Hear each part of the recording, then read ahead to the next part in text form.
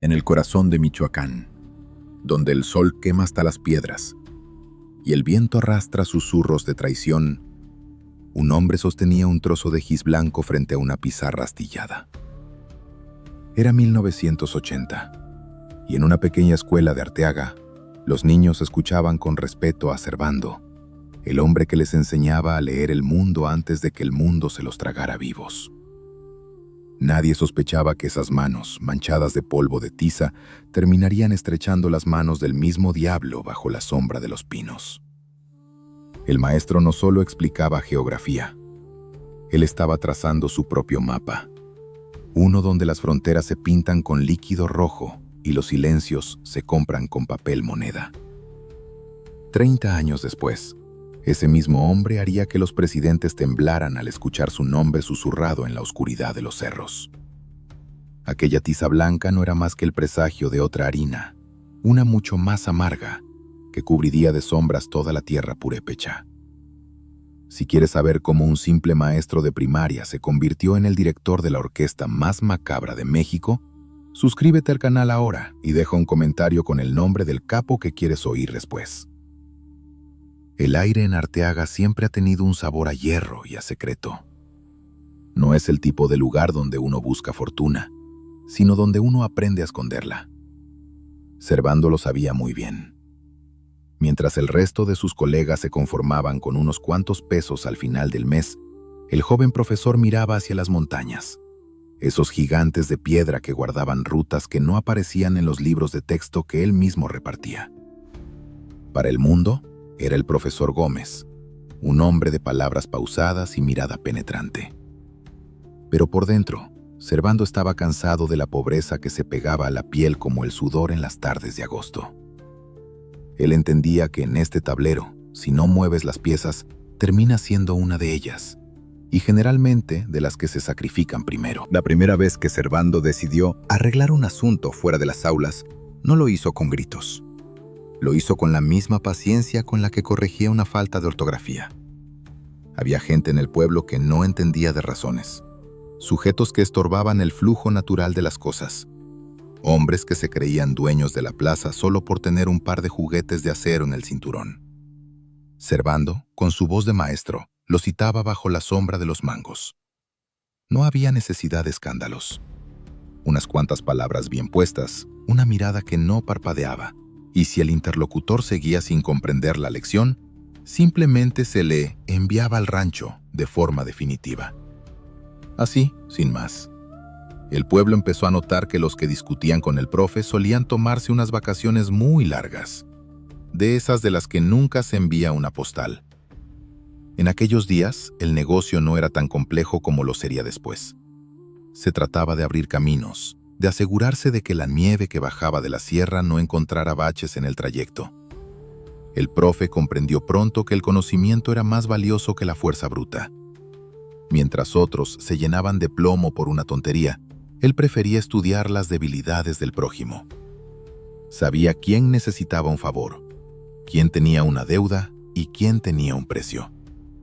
Empezó a limpiar el camino para los grandes señores que venían de afuera, aquellos que traían los bolsillos llenos de plata y el alma llena de sombras. Se convirtió en el puente, en el traductor entre el mundo de los libros y el mundo de la vida real, donde las leyes se escriben con sangre y se borran con más sangre. El cambio fue gradual, casi imperceptible para los que no sabían mirar. El gis en sus manos fue sustituido por un teléfono satelital, y el aula fue reemplazada por campamentos escondidos entre la maleza espesa de la Sierra Madre del Sur. Pero Servando nunca dejó de ser el profe. Le gustaba ese respeto casi religioso que la gente le tenía. En Michoacán, la palabra del maestro era ley, y él se encargó de que esa ley se cumpliera a rajatabla. Si alguien se portaba mal, él mismo se encargaba de darle su clase de recuperación. Esos encuentros solían terminar con alguien jugando golf bajo tierra, en agujeros profundos donde los secretos no pueden salir a la superficie. La harina de Ángeles empezó a fluir con más fuerza por las venas del estado, y Servando era el corazón que la bombeaba. Él no veía el polvo blanco como un pecado, sino como el combustible de una maquinaria que le daría el poder que el gobierno siempre le negó. Se rodeó de hombres que no tenían nada que perder, jóvenes que veían en él a un padre, a un guía, a un mesías de la montaña. Les enseñó que no se trataba solo de empaquetar y enviar el producto al norte, se trataba de ser dueños de su propio destino. Les inculcó que la muerte no era un final, sino simplemente un viaje sin retorno, que todos debían estar listos para emprender si el patrón lo ordenaba. En una de esas noches largas, bajo la luz de una luna que parecía de plata, Servando se sentó frente a una fogata con sus hombres más cercanos. Les habló de la familia, de la lealtad y de la protección. Les dijo que ellos no eran simples trabajadores, eran los guardianes de su tierra. Mientras tanto, en los valles, las sombras de los que habían intentado desafiarlo descansaban en el sueño eterno, alimentando las raíces de los árboles de aguacate que pronto serían testigos de una era de terror sin precedentes. El profe sonrió, tomó un trago de tequila y sintió que por fin la pizarra estaba limpia. Ahora, él escribiría la historia, y cada letra sería un recordatorio de que en Michoacán nadie se mueve sin que el maestro dé permiso. La transformación estaba completa. El hombre que enseñaba el abecedario ahora deletreaba el miedo con una precisión quirúrgica. Las autoridades locales ya no eran un obstáculo, eran sus alumnos más aplicados. Aquellos que recibían sobres de agradecimiento para mirar hacia otro lado cuando las caravanas de camionetas oscuras cruzaban los caminos de terracería. El profe sabía que el poder es como el fuego. Si lo controlas, te calienta. Si te descuidas, te consume. Y él no tenía intención de quemarse. Iba a construir un imperio sobre los cimientos de la fe y el espanto. Un lugar donde el polvo valía más que la vida y donde él era el único que tenía la clave para sobrevivir a la siguiente lección. El primer capítulo de esta crónica de sombras termina aquí, con un maestro que colgó el traje para ponerse la corona de espinas de la ilegalidad. Pero esto es solo el prólogo. La verdadera tormenta apenas se está gestando en las nubes de la sierra, y cuando caiga el primer rayo, no habrá refugio suficiente en todo Michoacán para esconderse de la mirada del hombre que decidió que era mejor ser el dueño del infierno que un servidor en el cielo de los pobres. Las herramientas de trabajo ya están aceitadas y los muchachos están esperando la orden para cerrar los ojos de aquellos que aún no comprenden quién es el que manda en la clase. La fe es un arma más filosa que cualquier juguete de acero que se carga en la cintura. Servando lo entendió mucho antes de que las montañas de Michoacán se tiñeran de ese color oscuro que deja la vida cuando se escapa del cuerpo. En los rincones más profundos de la sierra se gestaba algo que no se parecía a los negocios de antes. Ya no se trataba solo de mover la nieve o de asegurar que el polvo blanco llegara a su destino sin contratiempos.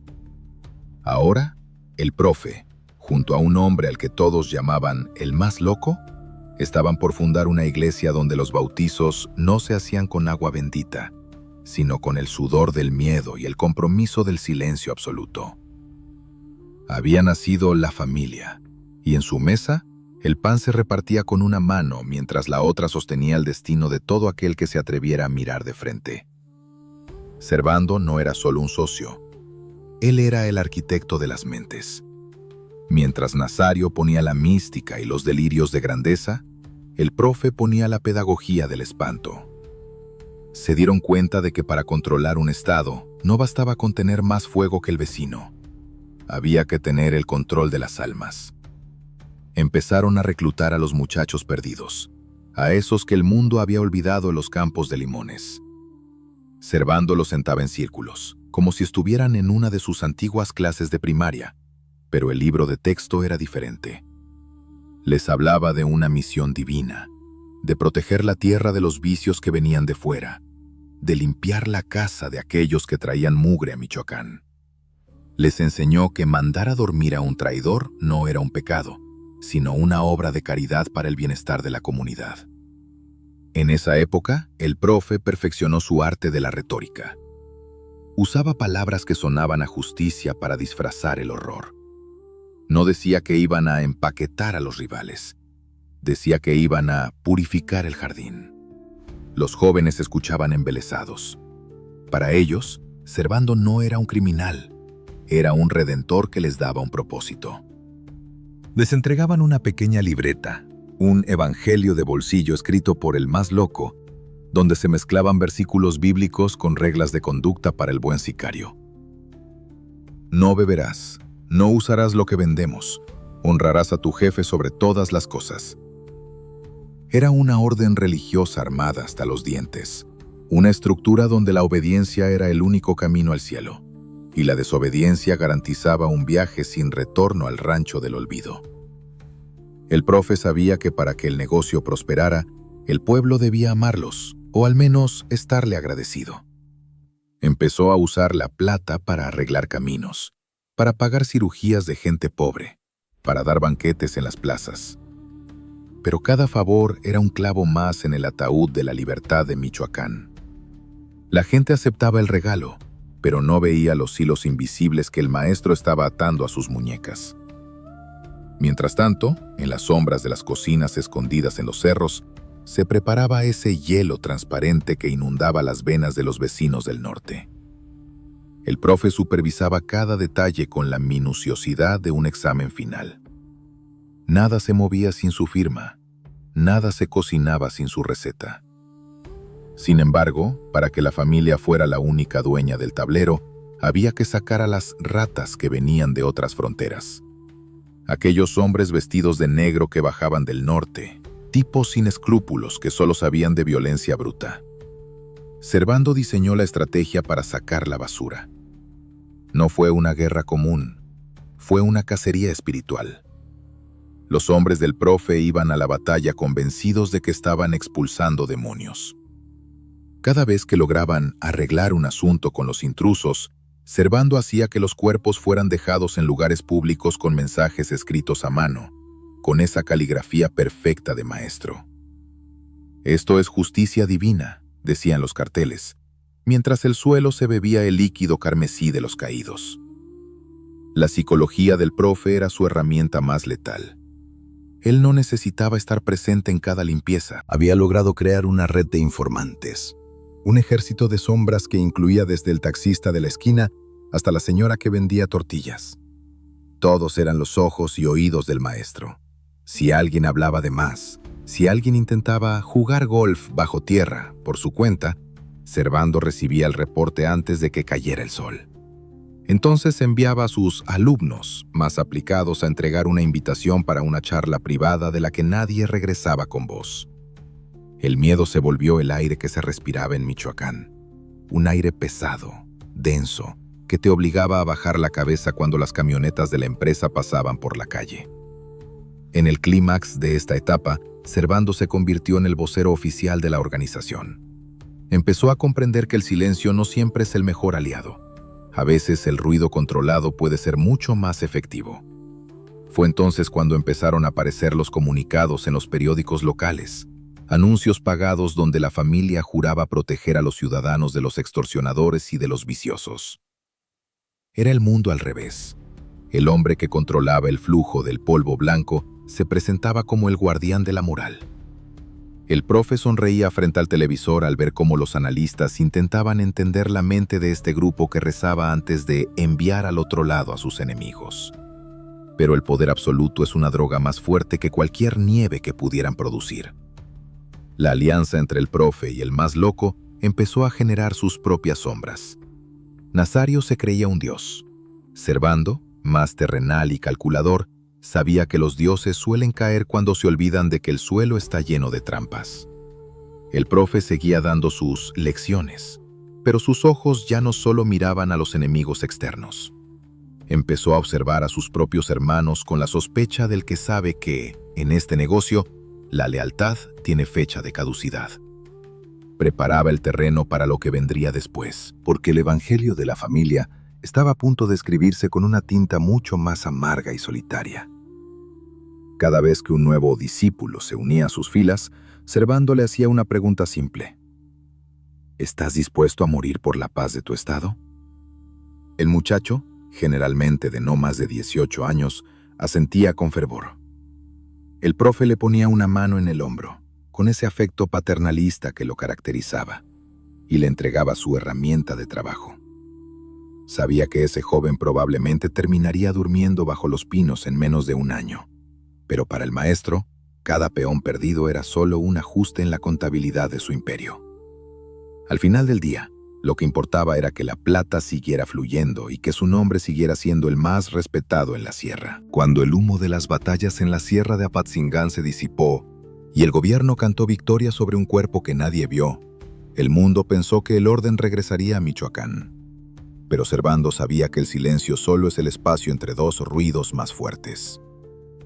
El profe, con esa calma que solo tienen los que ya no temen al infierno, entendió que era el momento de cambiar de piel. La familia se había vuelto un hombre demasiado pesado, demasiado manchado por el barro de la traición. Había que elevar el juego, convertir la estructura en algo sagrado, algo que los muchachos no solo siguieran por plata, sino por un honor torcido. Fue así como entre las grumas del bosque y el olor a resina nacieron los caballeros templarios.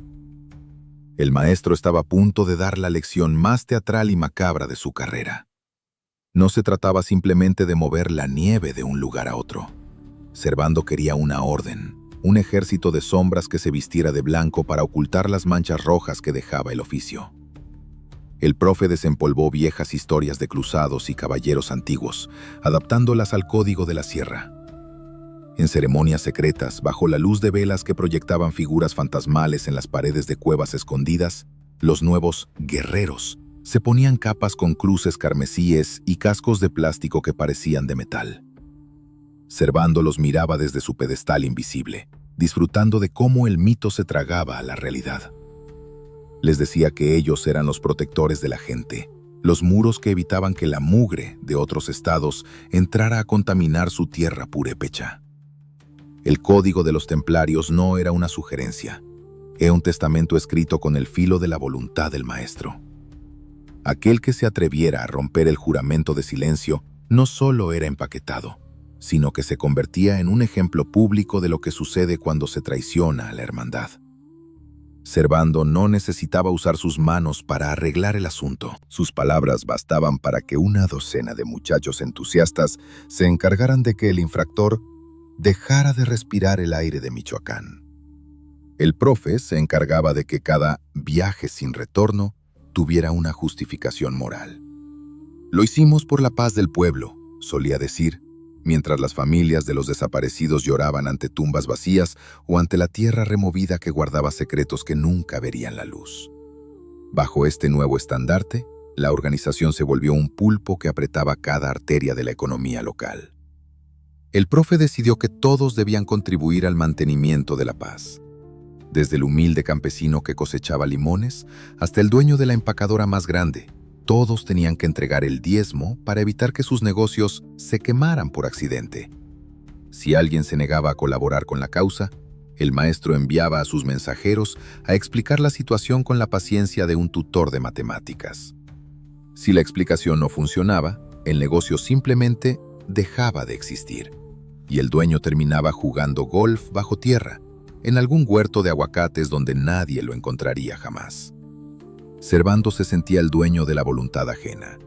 Le gustaba el orden, o al menos su versión del orden. En sus dominios no se permitían los vicios que él no controlara.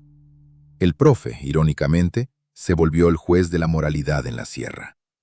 Mientras sus laboratorios escondidos en la maleza producían toneladas de ese hielo cristalino que volvía locos a los del otro lado de la frontera, en los pueblos de Michoacán, él castigaba a los pequeños distribuidores que no tenían su permiso.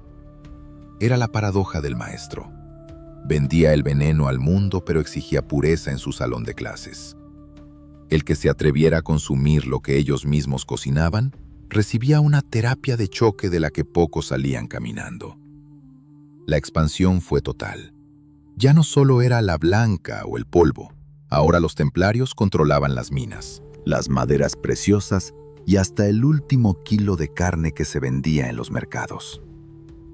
Servando se sentaba a ver cómo la plata llegaba en maletas de cuero, fluyendo desde todas las direcciones hacia sus manos de profesor. Pero el dinero era solo un medio para un fin: el respeto absoluto. Le encantaba que los políticos locales le pidieran audiencia, que los alcaldes buscaran su bendición antes de tomar una oficina. En esas reuniones, el profe no usaba fierros sobre la mesa. Solo necesitaba una libreta y un bolígrafo para anotar quién era útil y quién necesitaba ser jubilado antes de tiempo. Sin embargo, detrás de las capas blancas y los discursos de protección, la realidad era una carnicería constante. La rivalidad con los antiguos socios que se habían quedado en la vieja estructura se volvió personal. Servando dio la orden de limpiar el terreno de cualquier vestigio de la familia. Fue una guerra de sombras contra sombras. Los caminos se llenaron de regalos macabros, hieleras que contenían las ideas de aquellos que pensaron diferente, colgadas de los puentes para que todos leyeran el mensaje del maestro. Aquí solo manda la orden, decían los papeles pegados con cinta, mientras el profe, desde su escondite, grababa sus primeros mensajes de audio para asegurar que su voz llegara a cada rincón del estado. La mística de los templarios caló hondo en la juventud. Los muchachos ya no querían ser futbolistas o abogados. Querían ser caballeros. Querían portar el sello del profe y sentir que tenían el poder de decidir quién seguía despierto y quién se iba a dormir para siempre. Servando alimentaba ese hambre con banquetes y promesas de gloria eterna. Les enseñaba que la vida era corta, pero que la leyenda era para siempre. Y así, con la habilidad de un manipulador de masas, convirtió a Michoacán en un teatro de lo absurdo, donde los verdugos rezaban antes de enviar al rancho a sus víctimas, y donde el maestro de escuela era el sumo sacerdote de una religión de plomo y sombras. Pero el profe no era un tonto. Sabía que mantener un ejército de caballeros costaba más que solo palabras bonitas. Por eso, profesionalizó el arte de la limpieza. Creó grupos especializados en arreglar problemas técnicos, sujetos que sabían cómo hacer desaparecer a un hombre sin dejar rastro, como si nunca hubiera caminado sobre la tierra. El borrado de personas se volvió una estadística silenciosa que el gobierno no sabía cómo explicar. Para Servando, cada hombre que terminaba en el otro lado era simplemente una variable eliminada de su ecuación de poder. La pizarra se mantenía limpia, y él seguía siendo el único con el gis en la mano, escribiendo el destino de miles con una frialdad que congelaba el alma. Al final de este periodo, los caballeros templarios no eran solo un cartel, eran el gobierno en las sombras. Servando Gómez Martínez había logrado lo que pocos: transformar una organización criminal en una entidad casi mitológica. Pero en el cenit de su gloria, el profe empezó a cometer el error de todos los que se creen por encima de la ley de los hombres. Empezó a disfrutar demasiado de los reflectores. La sombra de los pinos ya no era suficiente para él. Quería que el mundo lo viera, que escuchara sus lecciones, que entendiera su verdad. No sabía que, al encender la luz sobre sí mismo, también estaba iluminando el camino para sus cazadores. La próxima clase no se daría en una cueva, sino frente a una lente que capturaría su caída. Pero para eso, todavía faltaba que la sangre corriera un poco más por los ríos de Michoacán. La luz roja de la cámara era el único ojo que no parpadeaba en la habitación. En las profundidades de la sierra, donde el aire se vuelve denso y el silencio es una ley no escrita, Servando Gómez Martínez había encontrado un nuevo juguete, uno mucho más letal que cualquier fierro que pudiera escupir fuego. No era el acero lo que le daba esa sonrisa de satisfacción mientras se ajustaba la gorra frente al lente, sino el conocimiento de que cada palabra grabada era un clavo en el ataúd de la reputación de alguien. El profe no solo quería ser el dueño de la plaza, quería ser el director de una obra de teatro donde los hombres más poderosos del Estado eran simples marionetas bailando al ritmo de su música.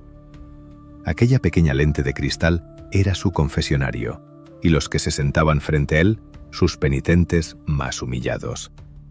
Para el mundo exterior, el profe era una sombra, un mito que se movía entre los pinos.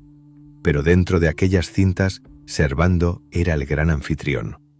Le gustaba sentarse a la mesa con los de la corbata, esos señores que en los periódicos hablaban de justicia y orden, pero que en la oscuridad buscaban el calor de los sobres de gratitud que el maestro repartía con generosidad. Las reuniones no se daban en despachos lujosos, sino en cabañas sencillas, con botellas de cerveza sudando sobre la madera y platos de cecina. Pero debajo de la aparente hospitalidad, el profe estaba tejiendo una red de seda de la que nadie podía escapar. Cada risa, cada trato para limpiar el camino de las caravanas, cada promesa de lealtad a la empresa quedaba inmortalizada en el celuloide digital. «Siéntate, hermano, aquí estamos entre amigos», solía decir Servando con esa voz pausada, casi cariñosa, que usaba con sus alumnos de primer grado. Pero el invitado, ya fuera un alto mando de la seguridad o el pariente de un gobernador, sabía que esa amistad era una soga que se apretaba lentamente alrededor de su cuello. El profe no pedía favores, él negociaba destinos. A cambio de que los juguetes de la ley miraran hacia otro lado cuando el polvo blanco cruzaba la frontera, él entregaba papeles verdes en cantidades que harían dudar al más santo. Y mientras el invitado contaba el botín con ojos codiciosos, la cámara registraba cada movimiento, guardando la prueba de que el sistema Status no era más que un castillo de naipes construido sobre el lodo. La genialidad per status de Servando radicaba en que entendía la psicología de la vergüenza. Un hombre puede sobrevivir a un intercambio de plomo, pero pocos sobreviven a la exposición de su propia bajeza.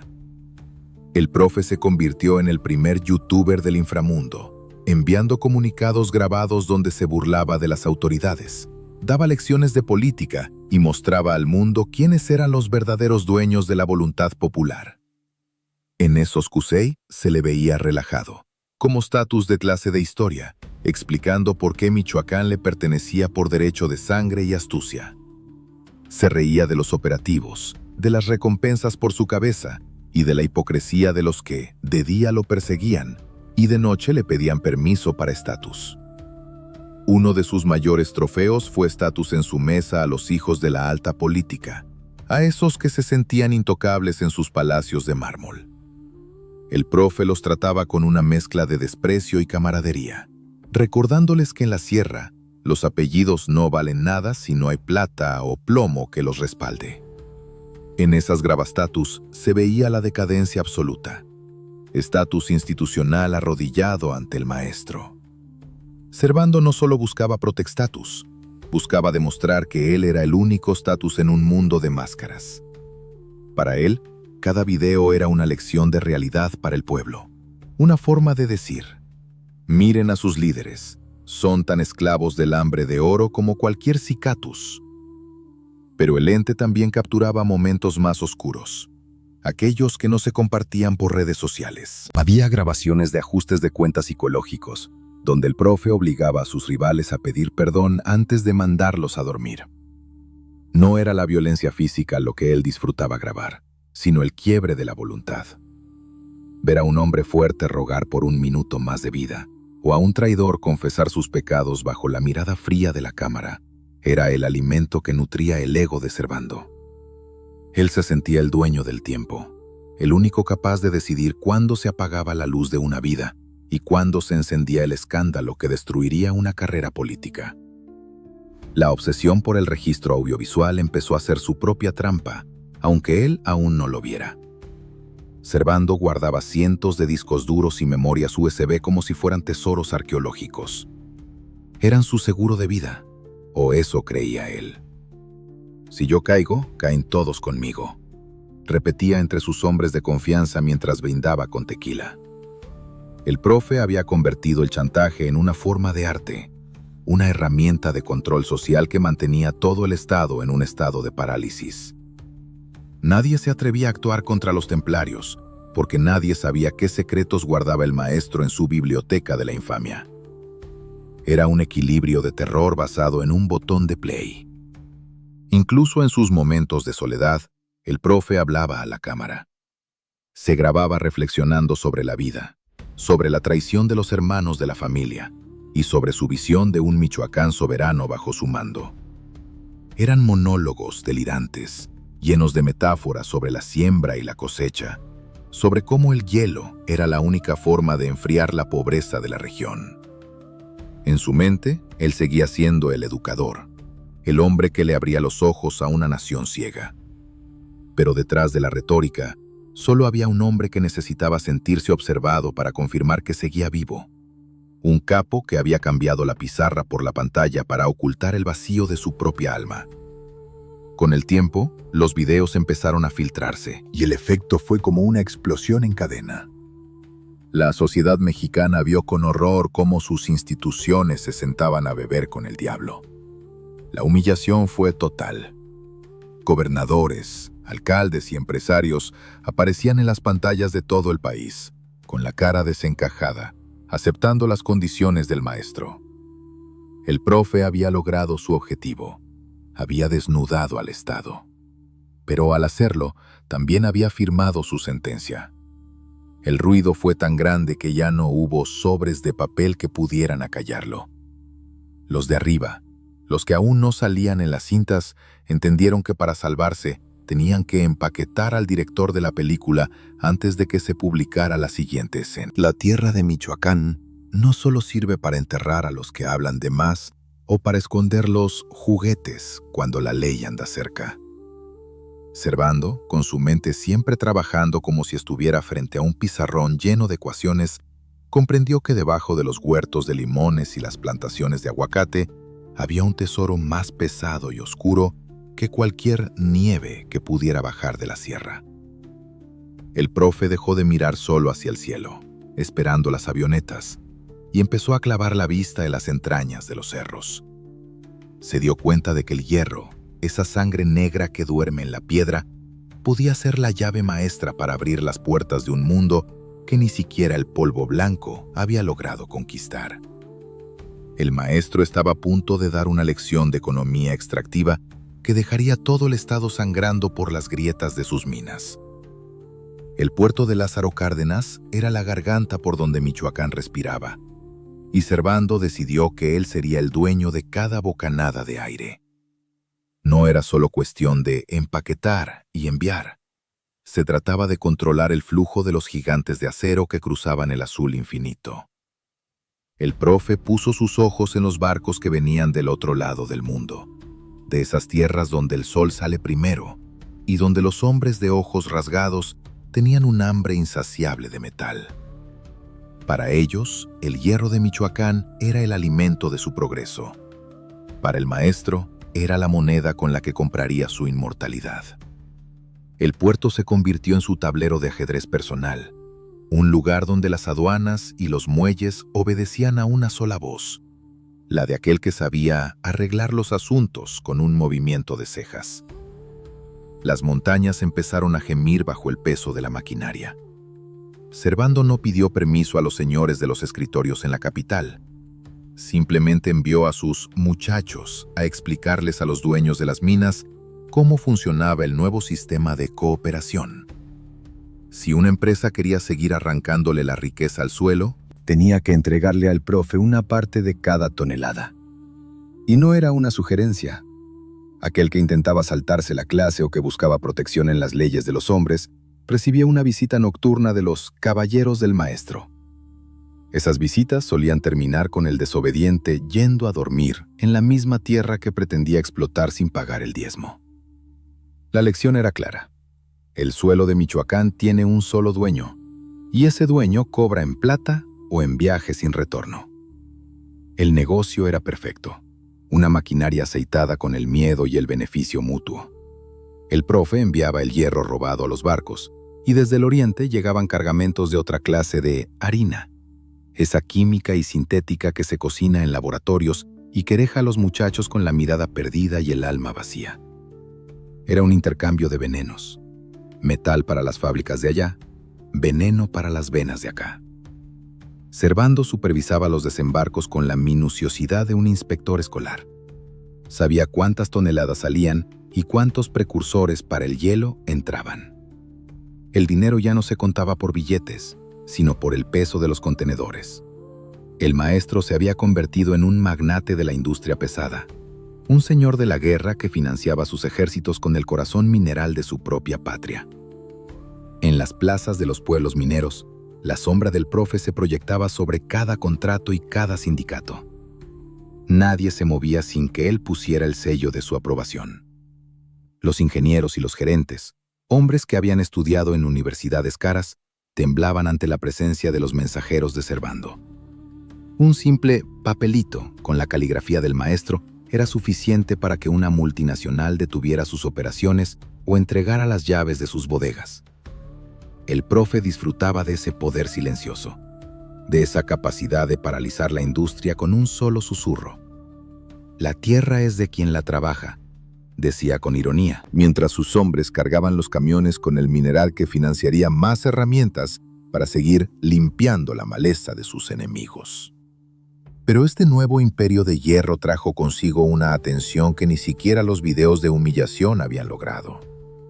El mundo empezó a notar que los recursos naturales de un país soberano estaban siendo devorados por una organización que vestía capas blancas. Los de arriba, los que se sientan en sillas de terciopelo en la Ciudad de México, empezaron a sentir que el profe les estaba robando el pastel más grande. La presión internacional crecía. El Dragón del Este estaba comprando sangre mexicana disfrazada de mineral. Y eso era algo que los políticos ya no podían ignorar con un simple sobre verde.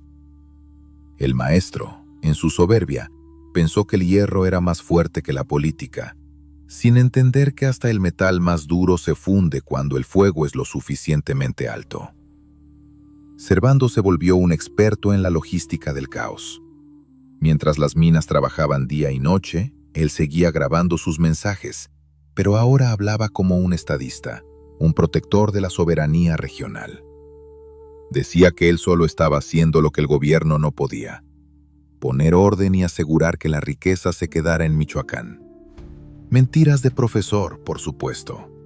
La riqueza se quedaba en sus caletas, en sus armas y en el pago de sus miles de empleados que mantenían el Estado bajo un régimen de terror pedagógico.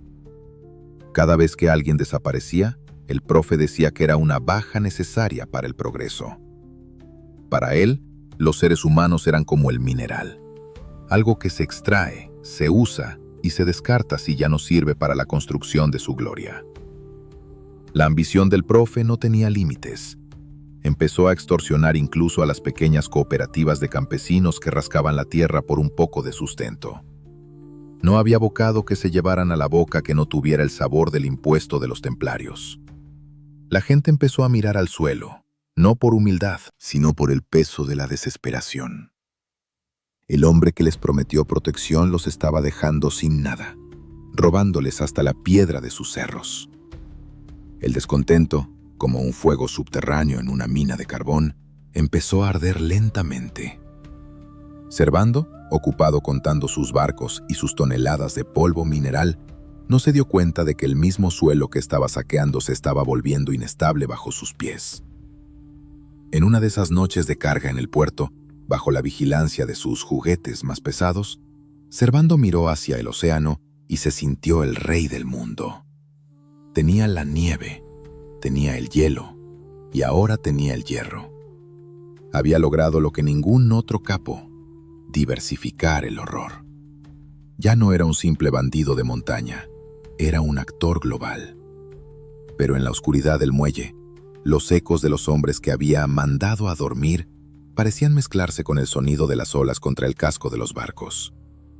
El imperio de las entrañas negras era inmenso, sí, pero también era muy pesado. Y cuando algo pesa demasiado en un terreno lleno de lodo y sangre, lo único que queda es empezar a hundirse. El aire en los valles de Michoacán dejó de oler a tierra mojada y a azahar para impregnarse de un aroma metálico, ese que se queda en la punta de la lengua cuando el miedo se convierte en rabia. Durante años, el profe había tratado a los campesinos como alumnos de una escuela rural. Les dictaba las reglas, les cobraba la inscripción por vivir en sus propias tierras y les aplicaba castigos ejemplares si se atrevían a faltar a su clase de obediencia. Pero incluso el perro más fiel muerde cuando el hambre le llega al hueso y cuando ve que sus cachorros ya no tienen un mañana.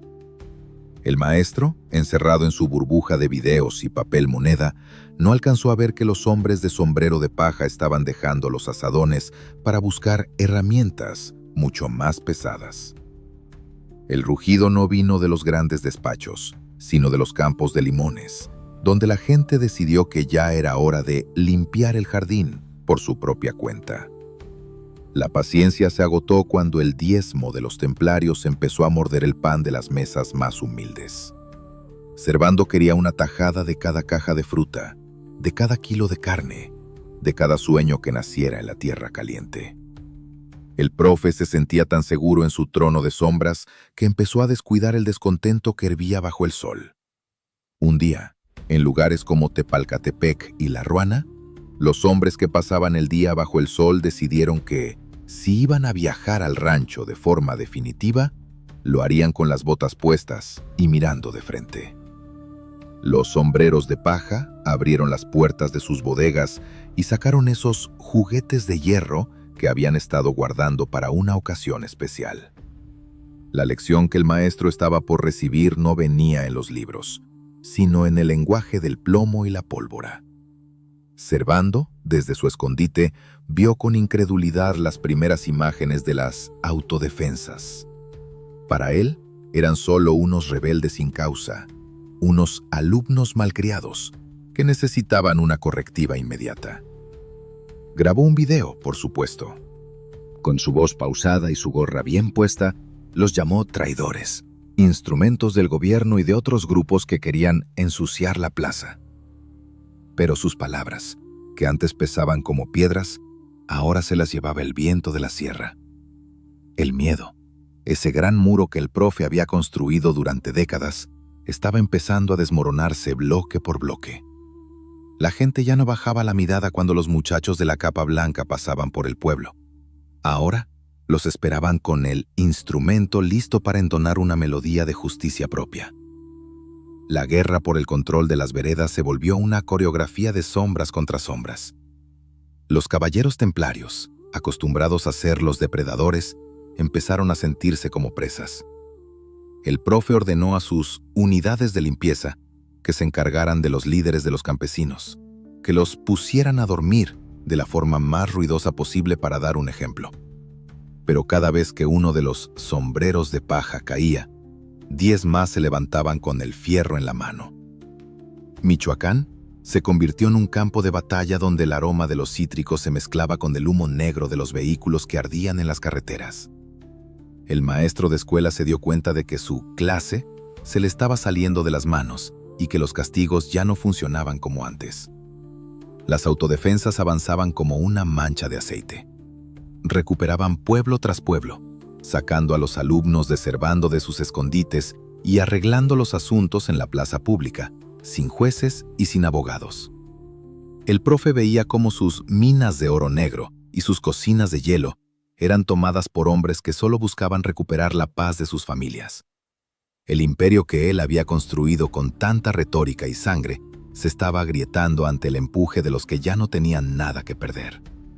Servando empezó a sentirse acosado en su propia tierra. Los caminos que antes le pertenecían ahora eran trampas mortales, y los informantes que antes le juraban lealtad ahora guardaban silencio, o peor aún, le daban la espalda. En esos días oscuros, la figura del profe cambió. Ya no era el gran anfitrión de los videos, el hombre que brindaba con los poderosos. Ahora se le veía más delgado, con la mirada paranoica de quien sabe que el aire que respira tiene precio. Seguía enviando mensajes, pero su tono ya no era de superioridad, sino de queja. Se sentía traicionado por el pueblo que, según él, había protegido. No entendía que su protección era una soga que asfixiaba a los limoneros. Mientras las autodefensas rodeaban sus bastiones, Servando tuvo que empezar a moverse de cuarto, cambiando de refugio cada noche, durmiendo con un ojo abierto y el juguete cargado bajo la almohada. La presión no solo venía de los campesinos. El gobierno federal, viendo que la situación en Michoacán era un incendio que podía quemar a todo el país, envió a sus propias tropas para ordenar el salón. El profe se encontró en medio de una pinza. Por un lado, los sombreros de paja sedientos de justicia. Por el otro, los uniformados que buscaban su cabeza para colgarla como un trofeo de guerra. El territorio de los templarios se encogía día con día. Las cuotas de inscripción dejaron de llegar y sus muchachos, viendo que el barco se hundía, empezaron a empaquetar sus propias cosas y a desaparecer en la maleza, dejando al maestro solo con sus recuerdos y sus cámaras. Fue en esta etapa cuando Servando cometió los actos más desesperados. Ordenó limpiar la maleza de forma indiscriminada, mandando a sus últimos sicarios a aterrorizar a la población civil para obligarla a dejar de apoyar a las autodefensas. Pero el efecto fue el contrario. Cada acto de crueldad era un clavo más en la cruz del profe. La gente de Michoacán ya no quería sus discursos de caballero, solo querían que se fuera al otro lado y que se llevara su sombra con él. El rugido de los limoneros era tan fuerte que ya no dejaba escuchar la voz del maestro. El hombre que se creía el director de la orquesta ahora solo escuchaba el sonido de las balas que silbaban su nombre. Las cuevas de la Sierra de Arteaga no tienen la calidez de un aula de primaria, pero guarda los secretos con la misma fidelidad que un cementerio sin lápidas. El aire allí arriba es diferente. Es un aire que pesa, que huele a humedad vieja y a la resina de los pinos que han visto pasar siglos de traiciones. Servando, el hombre que una vez tuvo a todo un estado bajo su pulgar, ahora se arrastraba entre las sombras de las rocas como una fiera acosada.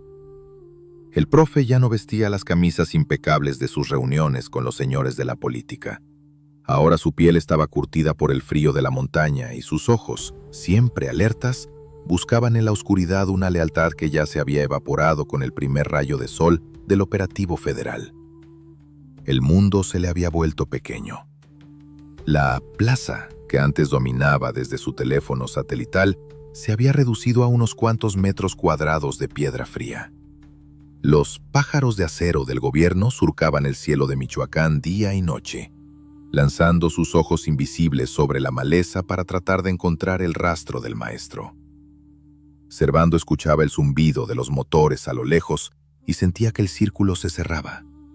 Los uniformados habían dejado de ser figuras lejanas en sus videos de humillación para convertirse en sabuesos que le respiraban en la nuca. El profe sabía que cada vez que el sol se ocultaba, era una pequeña victoria contra el destino. Un día más en el que no le habían puesto el guante, ni lo habían mandado a dormir bajo el suelo que tanto había explotado. Pero el aislamiento no apagó su necesidad de ser escuchado. En la profundidad de su escondite, con una pequeña cámara que apenas retenía la carga, el profe seguía dando sus lecciones. Grababa audios y videos con una voz que, aunque cansada, conservaba ese tono magisterial y soberbio. Hablaba a las sombras, hablándole a un pueblo que ya le había dado la espalda. «No me han agarrado porque la sierra me protege», decía en sus grabaciones, intentando convencerse a sí mismo de que todavía era el director de la orquesta. Sus mensajes llegaban a las redes sociales como botellas lanzadas al mar desde un naufragio, pero ya nadie les temía. El eco de sus palabras se perdía entre los gritos de los campesinos que celebraban la recuperación de sus tierras. La soledad del fugitivo es un veneno que se bebe a sorbos lentos. Servando empezó a sospechar de su propia sombra. Sus muchachos, aquellos que juraron morir por la orden de los templarios, se estaban desvaneciendo como el humo de una fogata en el viento. Algunos habían preferido cambiar de equipo para salvar la piel. Otros simplemente habían sido empaquetados en los enfrentamientos contra las autodefensas y los federales. El profe veía cómo sus círculos de seguridad se rompían. Se quedaba solo con los más leales, o quizás con los que tenían más miedo de lo que él pudiera hacerles, incluso en su caída. La confianza se había vuelto un lujo que ya no podía permitirse.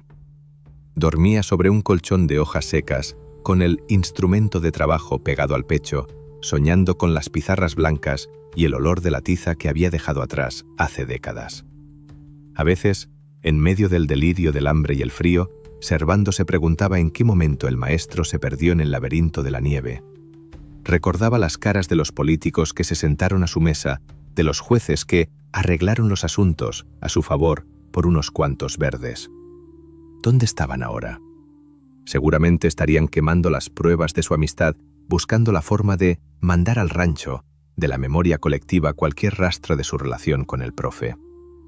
El maestro entendió que en ese tablero, él solo era la pieza que debía caer para que el juego pudiera continuar para los de arriba.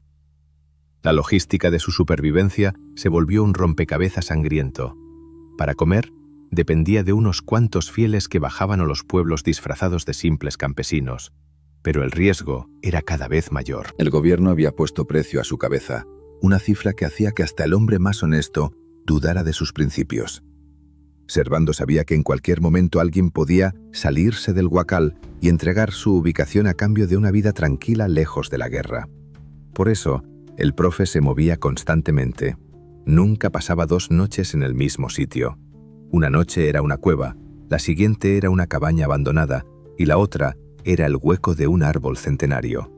Era el dueño de la sierra, sí, pero su reino era una cárcel de miles de hectáreas de soledad.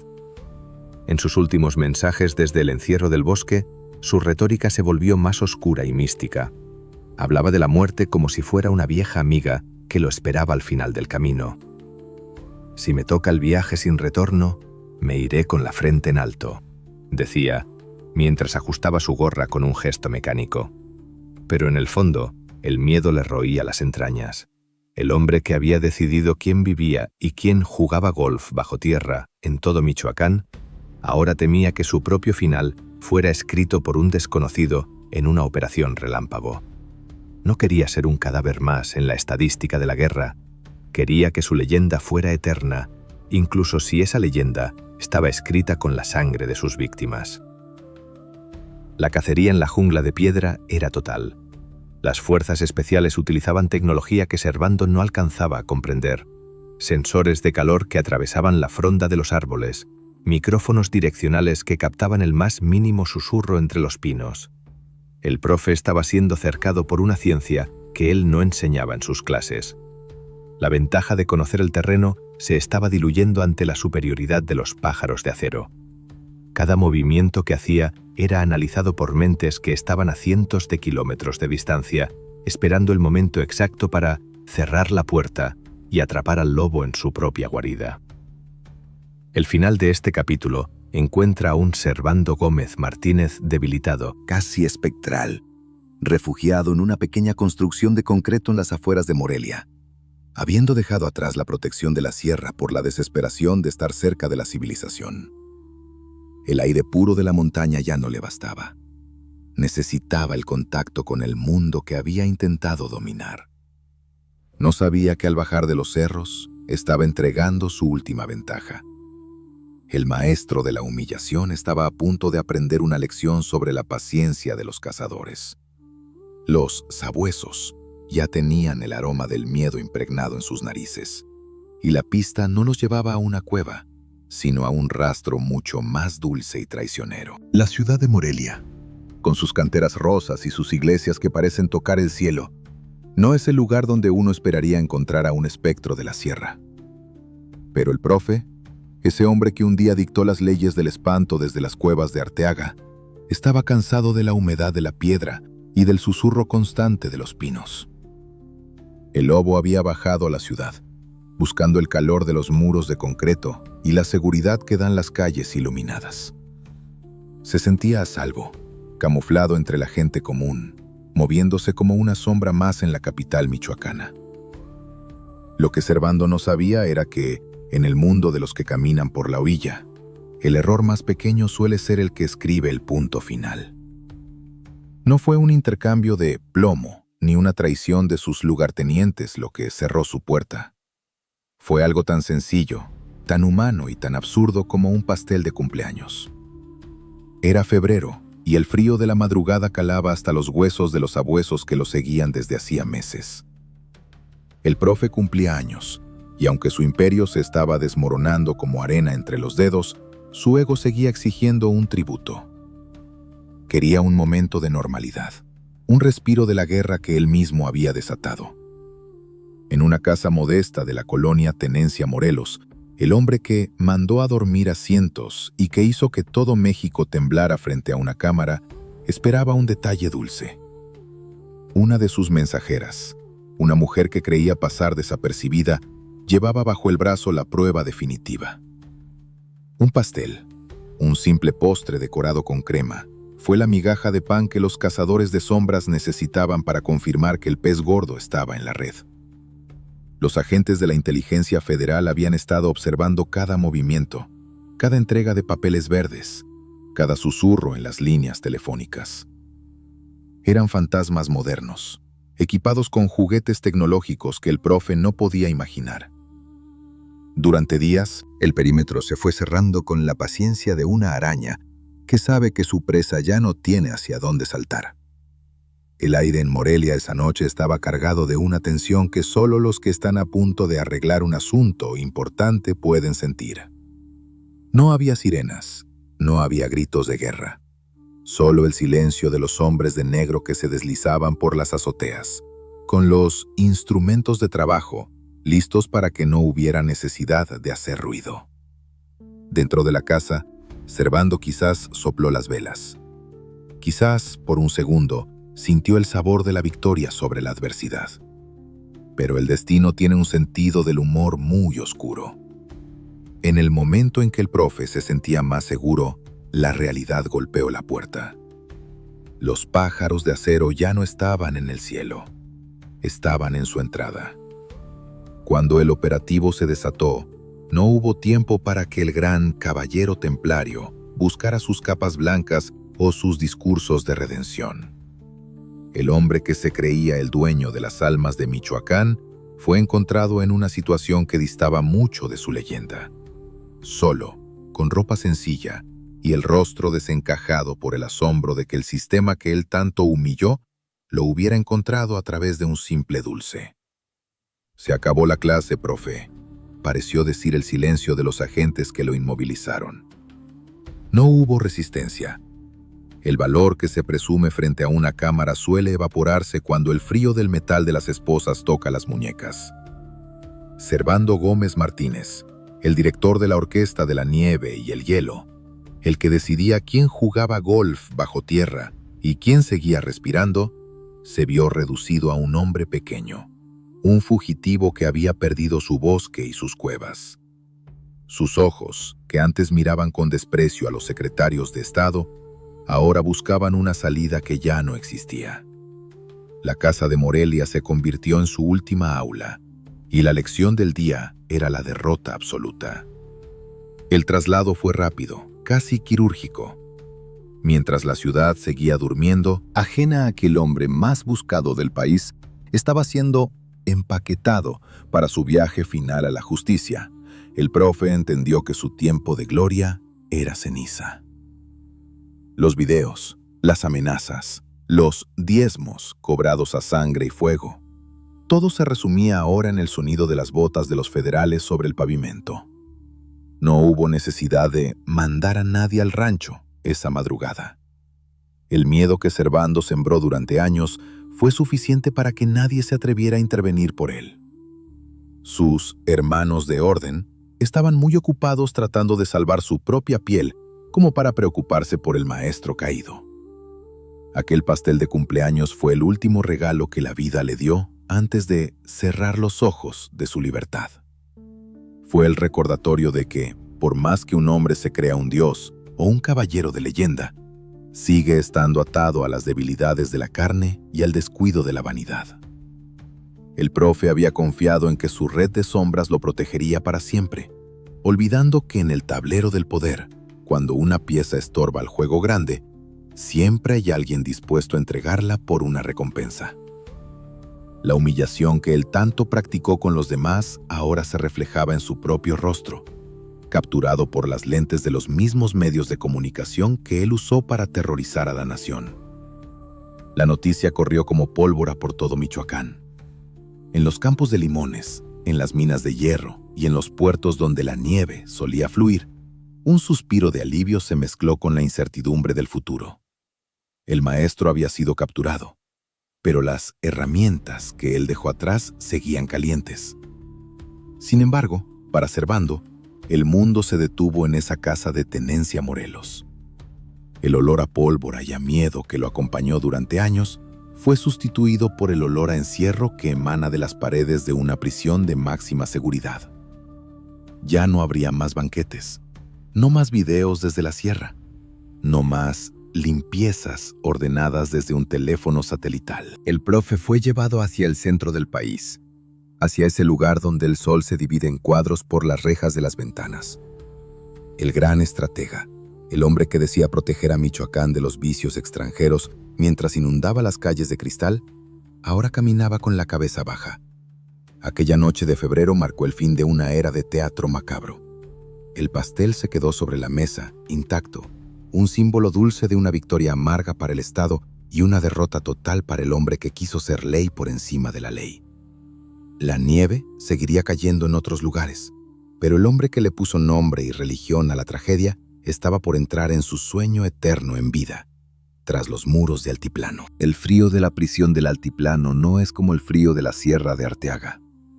En la montaña, el aire tiene vida. Arrastra el olor de la resina y el murmullo de los arroyos que bajan con prisa. Pero aquí, entre los muros de concreto que parecen beberse la luz del sol, el frío es una entidad muerta, un peso seco que se mete en los huesos y te recuerda, en cada segundo de silencio, que el mundo exterior ya no es más que un recuerdo borroso. Servando Gómez Martínez, el hombre que un día fue dueño de la voluntad de miles, ahora se encontraba confinado en un espacio donde su sombra era la única compañía que no le pedía permiso para existir. El profe ya no tenía un pueblo al que dar lecciones, ni cámaras para grabar sus sermones. Solo le quedaba el pizarrón gris de las paredes de su celda, donde el tiempo se escribía con una tiza invisible hecha de arrepentimientos nunca confesados. Cuando los portones de hierro se cerraron tras él, el silencio se volvió absoluto. Ya no había el rugido de las camionetas blindadas, ni el sonar de los juguetes siendo preparados para la batalla, ni el eco de los banquetes donde la plata corría como el agua. Servando se sentaba en su litera de cemento con la misma rectitud con la que un maestro espera a sus alumnos en un salón vacío. Los guardias, hombres de rostros pétreos que no se dejaban comprar con papeles verdes, ni se asustaban con amenazas de mandarlos al rancho, lo observaban a través de las cámaras. Para ellos, no era el gran caballero templario, ni el Mesías de la Sierra. Era simplemente un número más en la lista de los que habían intentado limpiar la maleza de un estado para sembrar su propia cizaña. En sus primeras noches tras las rejas, Servando se enfrentó a los fantasmas que él mismo había ayudado a empaquetar durante años. En la oscuridad de la celda, los rostros de aquellos que fueron enviados al otro lado por órdenes suyas aparecían en los rincones. No eran visiones de paz, sino sombras acusadoras que le recordaban que cada viaje sin retorno que él firmó tenía un precio que ahora empezaba a pagar con su propia libertad. El hombre que decía arreglar los asuntos con una sabiduría de maestro, ahora se daba cuenta de que en el gran examen de la vida, su calificación estaba manchada de un rojo que no se borraba con discursos ni con videos de YouTube. La soledad era su nuevo castigo, una lección de humildad que le llegaba demasiado tarde. El proceso legal era como una clase de recuperación a la que nadie quería asistir. Los hombres de las túnicas negras y las voces solemnes le presentaban las cuentas pendientes. Le hablaban de las toneladas de nieve que fluyeron por sus venas industriales, de los cargamentos de hielo que cristalizaron la miseria en los valles, y de los miles de sobres de gratitud que fluyeron hacia las manos de los que debían proteger la ley. Servando los escuchaba con una sonrisa enigmática, esa misma mirada que usaba cuando un alumno le daba una respuesta ingeniosa pero incorrecta. Intentaba usar su retórica, sus metáforas sobre la familia y la tierra, pero en aquel salón de justicia, las palabras ya no tenían el poder de cerrar los ojos de los testigos ni de ablandar el corazón de los jueces.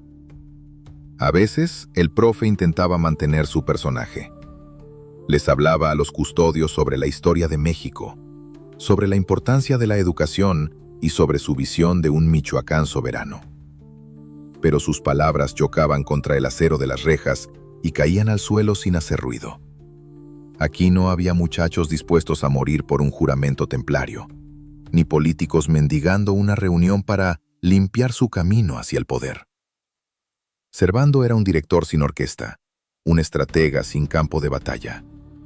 La humillación que él tanto disfrutó infligir a los demás ahora le era devuelta en forma de anonimato.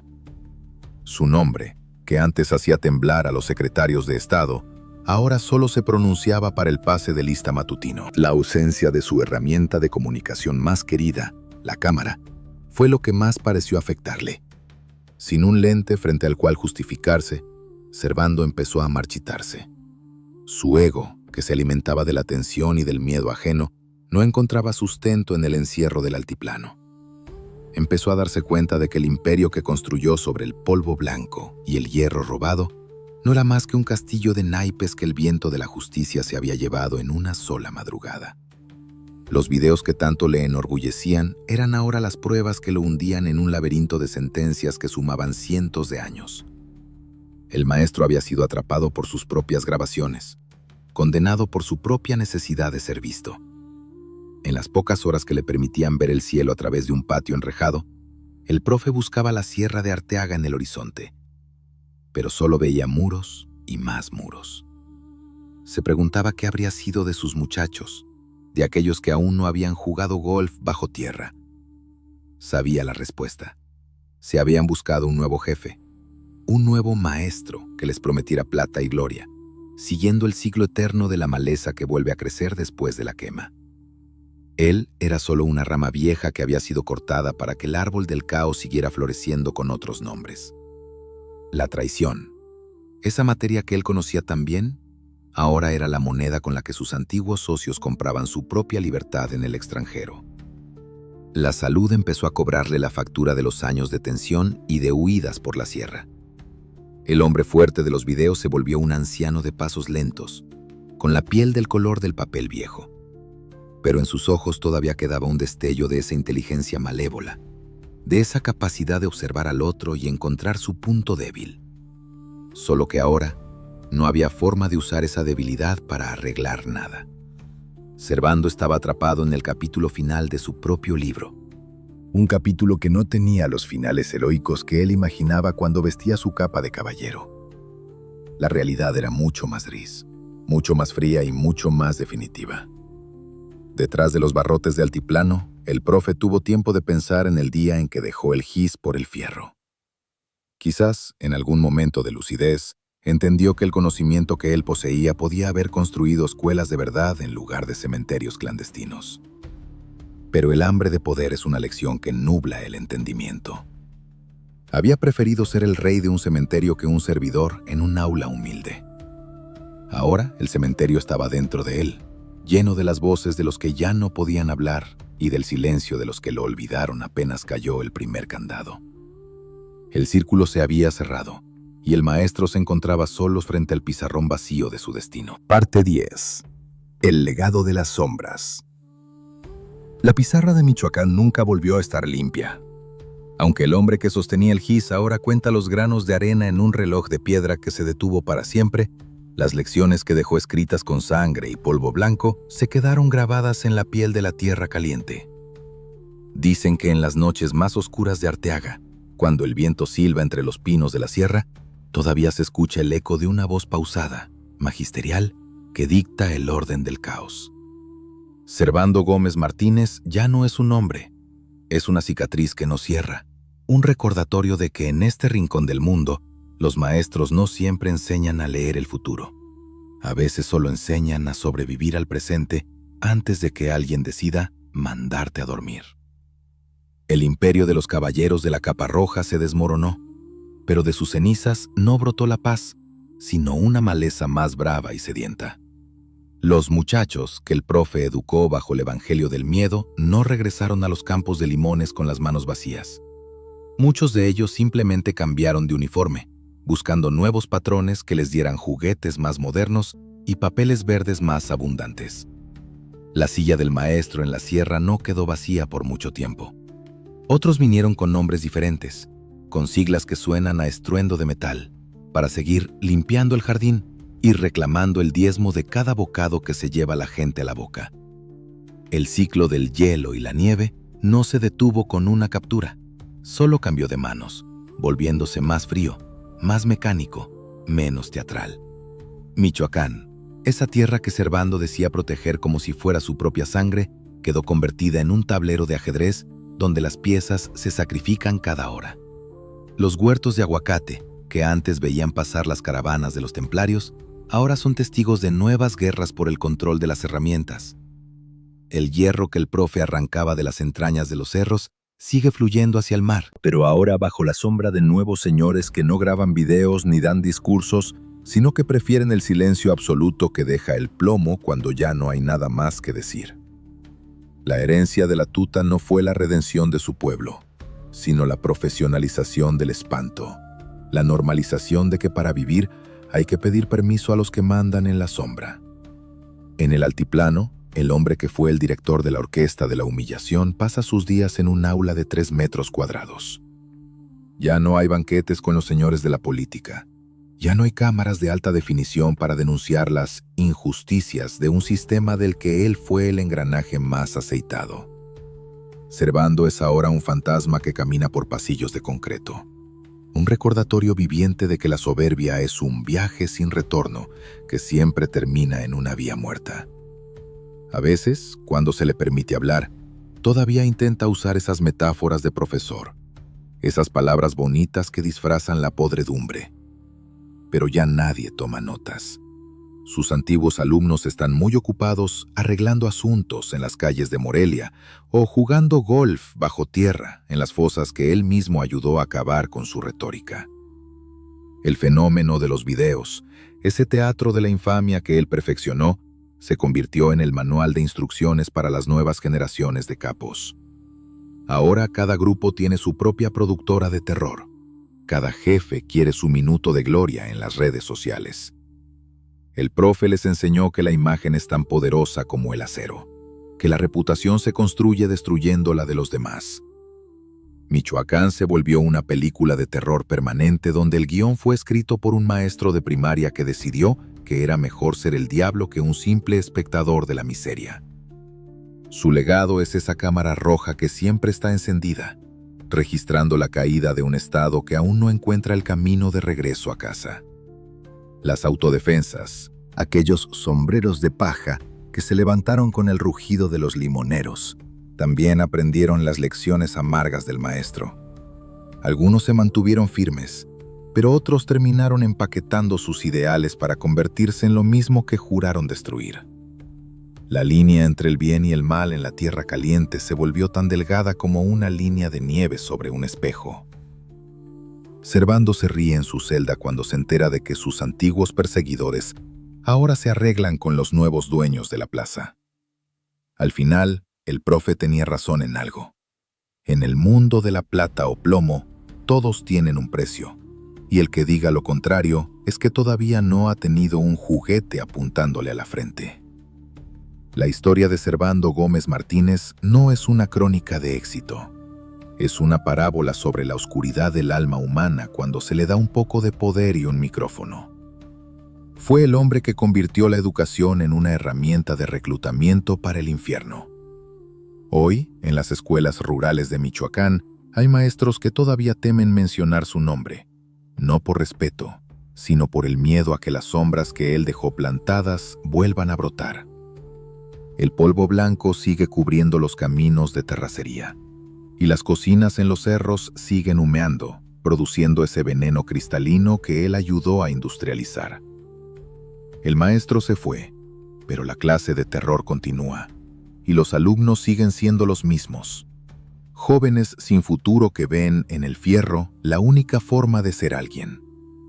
Al final del día, cuando las luces de la prisión se apagan, el profe se queda solo con su propia historia. Ya no hay aplausos, ya no hay súplicas de clemencia, ya no hay sobres verdes que le aseguren un mañana tranquilo. Es un hombre que murió mucho antes de que lo atraparan, el día en que cambió su vocación de luz por una ambición de tinieblas. Michoacán sigue adelante, lamiéndose las heridas, tratando de olvidar al hombre que quiso ser su salvador y terminó siendo su verdugo más refinado. Las montañas de Arteaga guardan su secreto, y la tierra sigue bebiendo la sangre de los que caen, en un ciclo eterno de siembra y cosecha, que Servando entendió demasiado bien, pero que nunca supo detener. La pizarra está llena de nombres tachados, de pueblos fantasma y de familias que todavía esperan el regreso de los que se fueron de viaje. Ese es el verdadero examen final del profe. No hay una calificación que pueda describir el dolor de una tierra que fue entregada al hielo por un hombre que se creía más inteligente que el destino. El capítulo de los templarios se cerró con un candado de máxima seguridad, pero el libro del caos en México sigue escribiendo páginas nuevas, cada una más sangrienta que la anterior, usando la misma tinta que el maestro de Michoacán preparó con tanto esmero. El hombre del gis y el polvo terminó su lección. Pero afuera, en la libertad de las sombras, la escuela del crimen sigue abierta y los nuevos profesores están pasando lista. La pregunta no es quién será el próximo capo, sino quién será el próximo que se atreva a borrar lo que Servando escribió para que la paz deje de ser un sueño y se convierta en una realidad sin herramientas ni venganzas. Mientras tanto, el profe seguirá allí, sentado en su piedra gris, viendo cómo el mundo olvida su cara pero sufre su herencia, una herencia de sombras que parece no tener fin bajo el sol inclemente de Michoacán. Si quieres saber cómo un tipo hizo que toda la policía mexicana se quedara con las manos atadas durante décadas y cómo su sombra aún camina por la sierra, suscríbete al canal ahora y deja un comentario con el nombre del capo que quieres oír después.